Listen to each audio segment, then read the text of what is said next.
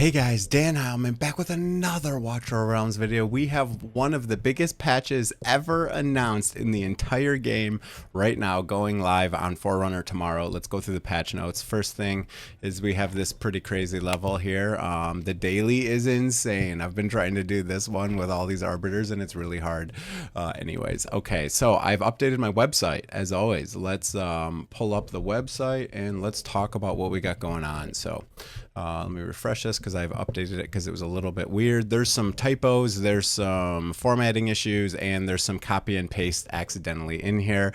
Anyways, let's talk about what we got going on. Let me move myself a little bit out of the way here and let's talk about what we got going on in this crazy Forerunner patch note coming tomorrow. So what do we got? First of all, we're going to get our 50 compensation diamonds like always. This is tomorrow night, so whatever today is, Wednesday, Thursday night, we have this going live. New camp feature. I guess you guys have probably seen some leaks on this. We get to start some farming, some building. I'm okay. Let's see how it goes. Let's see what it is. Be some more fun stuff to do in the game.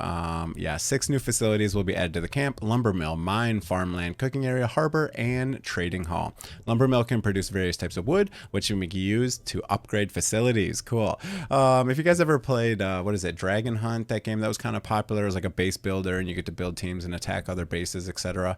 Seems like kind of something like that. Mine can yield gold and other random items. Farmland can grow various crops. Harvested crops can be cooked into dishes, which provides stamina and hero EXP potions when consumed. Okay. You can also submit items required to the trading hall and receive rewards. Okay. With the harbor, you can travel to other areas for trade and obtain various materials. Trading hall regularly posts orders, submit all the requested items, and receive corresponding rewards. Okay, is this like an auction house that's going to go between other players? I don't really know. Commanders can also increase the camp prosperity level by completing quests, which unlocks higher facility level caps and new facilities. Optimize the visual effect of the camp and adjusted the position of some facilities. Okay. Feel free to explore the new camp facilities for more. More content will be added in subsequent updates. I'm going to go check the test server and see if they have this live so I can test any of this. It might go live tomorrow with Forerunner, so I don't know. I'll try to make some content on it. Unfortunately, I'm handicapped for content because I don't have a Forerunner account and I have to wait for approval on my test server account, so I usually am late for posting content because I have to wait for approval and I can't just go in there and make a video, you know, however I want. So that's really unfortunate, but that's how it works for me. Titanic Ruins. This is the new guild boss. After the release of Titanic Ruins, we have been closely monitoring commanders' battle experiences and community feedback regarding this boss. We noticed that commanders still tend to use lineups similar to those used in Drank's Chasm, which is the old guild boss, when challenging the new guild boss. We hope commanders realize that a large variety of heroes can be used. This is untrue because half of the heroes don't work. Cleanses are not working on Eunomia. There's a lot of bugs going on. I hope they get those fixed. But right now, you really don't have a lot of options because some of the heroes are bugged out. In order to provide commanders with a richer gaming experience, we will make the following adjustments to Titanic Ruins in the update. In the meantime, refining crystals and rare summoning crystals will be gifted to all commanders to compensate. Overdrive mode, they're nerfing it a little bit. Okay, so they're reducing the attack, they're reducing the HP, increases the frequency. This thing hits really hard. Added an effect of implying an undispellable vulnerability. Okay, so they're adding that, but it doesn't happen as often. That means everyone's dead instantly. Because right now, this Death Saw takes my entire team to 1%. And then if they have vulnerability, if they get hit again, they're dead. So this may actually make this harder. I'm not quite sure. It did say reduce the frequency. So we don't know how often it's going to happen. But this boss hits hard, guys. It hits real hard. Ajax mode. Each time the shield is lifted, Semra gains multiple stacks of hardening based on the current battle mode. Each stack of hardening gains 10% damage reduction. Each stack increases the number of targets hit by falling stones. Hardening can stack up to 6 times. Oh, it can be dispelled. Okay, that's cool. Acidic venom. Each time acidic venom is cast, Semra inflicts certain stacks of permanent poison on the targets, reducing their healing received.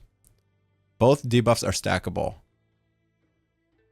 This is what I was talking about that was not getting cleansed by Eunomia. I have reported it to the staff. They said they're looking into it. I've heard the same thing on Forerunner server, that she's not cleansing every 30 seconds like she's supposed to. Hopefully that gets fixed. Others, slightly shortened the skill interval of Semra. Okay. Increases initial HP. Fix the issue where Summoner cannot enter the weakened state normally when his mech's arm is destroyed. Okay. Fix the issue where Deathsaw can be interrupted by skills capable of knocking targets in the air. Okay. Fix the issue where Deathsaw cannot correctly damage half of the targets. Yeah, it is only hitting one side, but it seems like most people put all their heroes on one side anyways. Skills capable of knocking targets in the air can now correctly count as control skills. Okay. After this update, the auto fight record will be reset. Okay. Commanders need to manually complete it again to enable the auto fight. Okay. Here is a massive change. Unnamed. New faction skill. Now, it says that it says new faction skill. It does not say new lord bonus. So now that I have Ajax, I can actually look at it. Faction skill. Is that even a thing? I guess that's not a thing. Okay, that is currently not a thing. Right now, there is no faction skill at all. Can I even see his... Yeah, okay, so no faction skill. Okay. So I think it's going to be in here. I think that's what we're going to see. So that's going to be really interesting. So new faction skill increases team members' damage by 4%. So this is any unnamed hero. So now Ajax is just getting a straight up 4% damage buff just from this passive skill. Ancient Blood can coexist with other Lord skills. That's important because he can be used in any Lord skill. So, for example, you can use a Piercer Lord with Ajax and he actually gains range. So now he's going to be able to use that and have damage up by 4%. So they're buffing Ajax before the banner this weekend, or at least announcing the buff. You know, obviously this won't go live on Global until after the Ajax banner has completed. But this is quite insane. Faction skill can now be enhanced after reaching Awaken 2. Increases Ancient Blood's damage by 2%. So now we'll have 6% damage if you have Ajax. So Ajax is going to be kind of like the Lord for this faction. They have a passive faction skill, they're going to call it, but he now boosts everyone. So technically at Awaken 2, Ajax is kind of like the Lord for the unnameable faction. If you have not seen, there is a bunch of leaked dragons coming out in the unnamed faction. If you have not seen any of the leakers, Destined and all those guys, there's a bunch of dragons, a bunch of different heroes coming out for unnamed faction in the near future. We don't know when they're coming out, but that will be in addition to this. And I do complain a lot about the cost of heroes. Ajax in Awaken 4, I mean, who's going to get, you know, 5 Ajaxes? But -5 cost is very impactful for him. Gear. Increase the drop rate of ancient mythic gear in some of the gear dungeons 1, 2. Gear dungeon 1 and 2. Gear raid 1, 2, and 3. Also increase the probability of obtaining ancient mythic gear from the Gear Forge. I didn't even know that was possible. I've never gotten one. I've forged a million pieces of gear. I did not even know that was possible. I've never seen it. So interesting. This people have been complaining about this for God knows an entire year now. You can literally do 2,000 runs on any of the dungeons, even on stage 21, and not get an ancient piece. So it's pretty brutal, the rates. Yeah, it's gonna make some of the things easier. Like there's this one thing in the new Odyssey quest that basically says you need 5 frickin' ancients. Where is it? Right here. And it has to be from Gear Raid 2. 5 ancients. That could take some people 2 years. You know, it could take some people 2 days. So it just depends on your RNG. There's no guarantee. There's no pity. So technically you could do 258 million runs and never get an ancient. Obviously, it's not probable, but it can happen. Anyways, added legendary demon soldier, the epic fool. The fool, epic demon soldier. Added legendary demon soldier. The fool, epic demon soldier. And Scaleskin champion to random demon soldier chest for Gear Raid. Okay, it's fine.